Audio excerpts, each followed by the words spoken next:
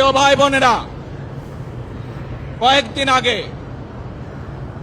এই বাংলাদেশের 24-এর আন্দোলনের এক সাহসী প্রজন্মের এক সাহসী সদস্য ওসমান হাদিকে হত্যা করা হয়েছে। ওসমান হাদি শহীদ হয়েছে।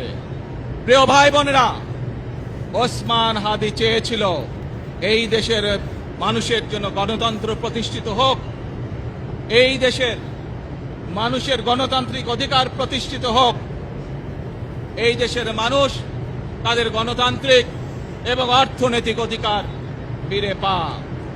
আজ 24-এর আন্দোলনে যারা শহীদ হয়েছেন, ওসমান হাদি সহ 71-এ যারা শহীদ হয়েছেন, বিগত স্বৈরাচারের সময় বিভিন্নভাবে খুন গুমের শিকার হয়েছেন, এই মানুষগুলোর রক্তের ঋণ যদি শোধ করতে হয়, আসুন আমরা আমাদের সেই প্রত্যাশিত বাংলাদেশ গড়ে তুলব, যেখানে আমরা সকলে মিলে কাজ করব, যেখানে আমরা সকলে মিলে আমাদের প্রত্যাশিত বাংলাদেশকে গড়ে তুলব।